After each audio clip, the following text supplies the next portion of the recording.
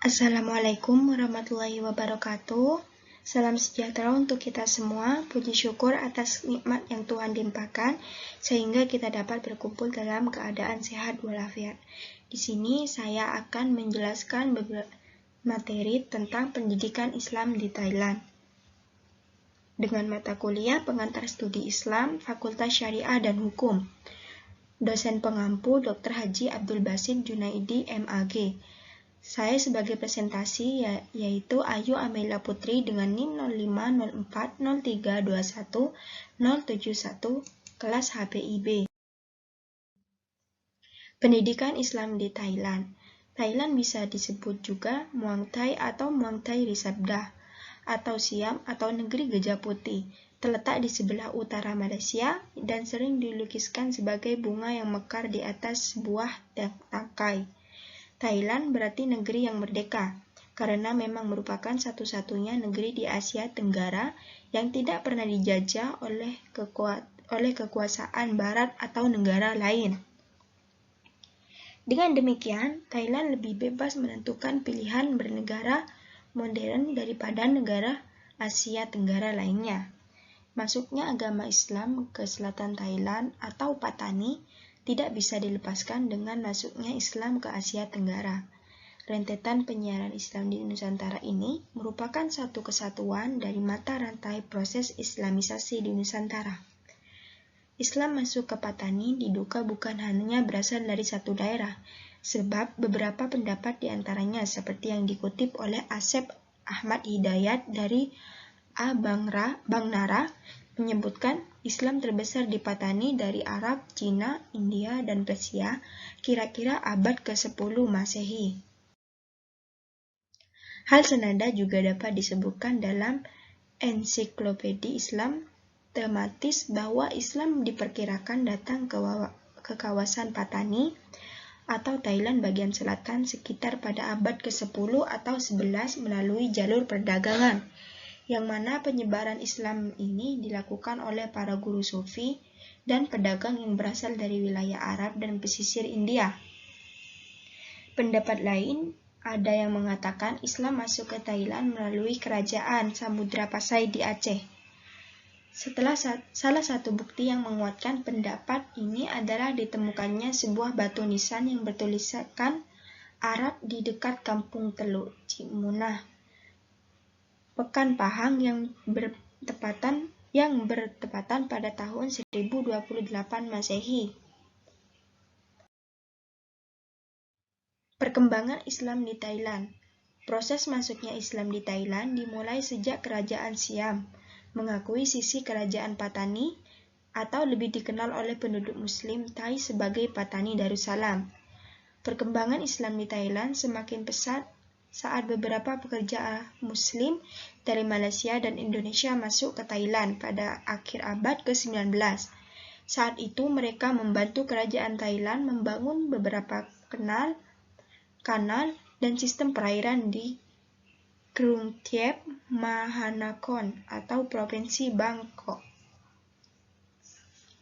Selanjutnya yaitu di bidang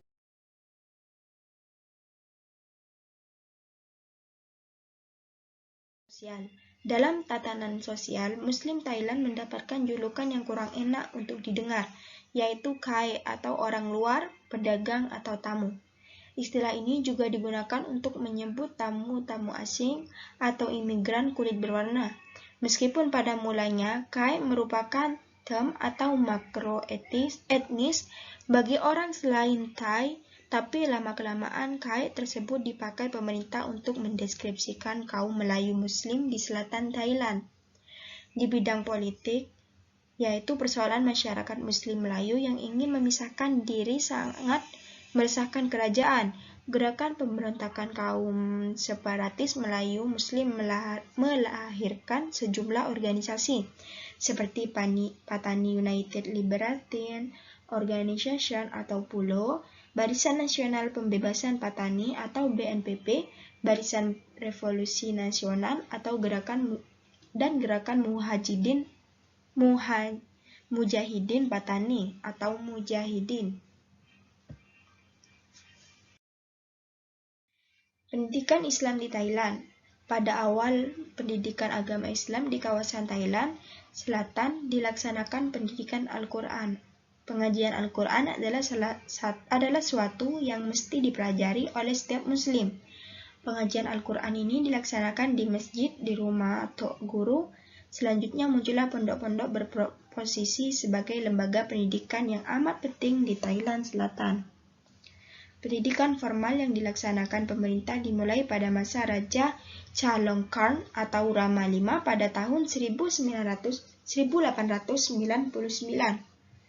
Sekolah ini kurang mendapat sambutan masyarakat. Melihat itu, pada tahun 1921, pemerintah mengeluarkan undang-undang yang mewajibkan sekolah mulai kelas 1 sampai kelas 4. Sistem pendidikan di Thailand. Sistem pendidikan di Thailand memiliki kesamaan dengan sistem pendidikan di Indonesia, dan terdapat juga perbedaannya. Sistem pendidikan di Thailand terbagi menjadi 3, yaitu pendidikan formal, pendidikan non-formal, dan pendidikan informal. Untuk sistem pendidikan formal terdiri dari pendidikan dasar dan pendidikan tinggi. Sedangkan pendidikan non-formal terdiri dari program sertifikat kejuruan, program short course sekolah kejuruan, dan internship group program. Lembaga-lembaga pendidikan Islam di Thailand. Yang pertama yaitu pondok. Pondok adalah lembaga pendidikan tertua di Pattani, dan di antara pondok-pondok tertua itu adalah Pondok Dala. Di antara kitab-kitab yang dipaparkan dan dipelajari di pondok-pondok tersebut yaitu yang pertama Nahwu dan Shorof, yang kedua fikih, yang ketiga tafsir, yang keempat hadis, dan yang kelima balakah.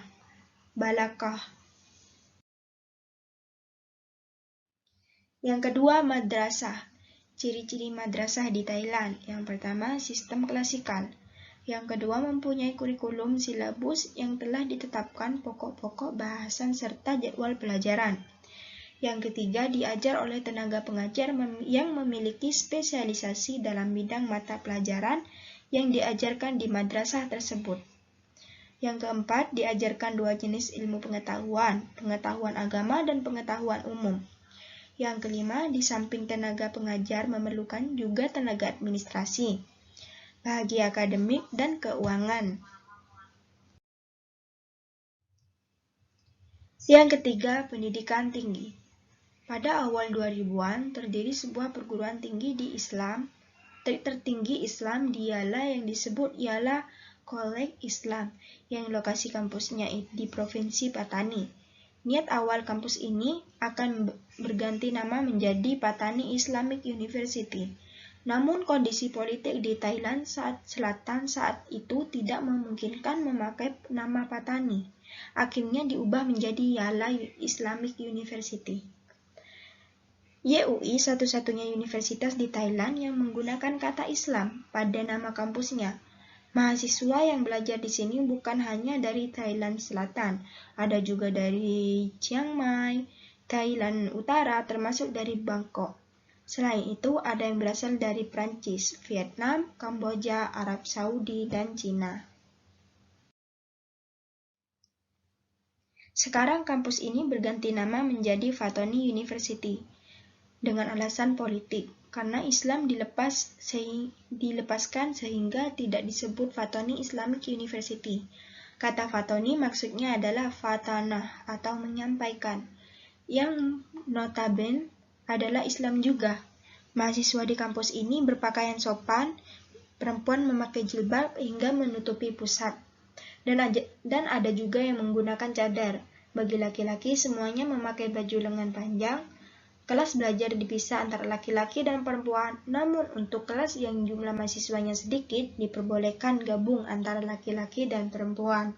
Demikian juga kegiatan-kegiatan kampus lainnya. Perbandingan pendidikan Islam di Thailand dengan Indonesia. Yang pertama, pendidikan di Thailand dan Indonesia sama-sama memiliki pendidikan formal, pendidikan non-formal, dan pendidikan informal. Lembaga pendidikan Islam di Thailand dan di Indonesia memiliki nama yang sama seperti pondok dan madrasah.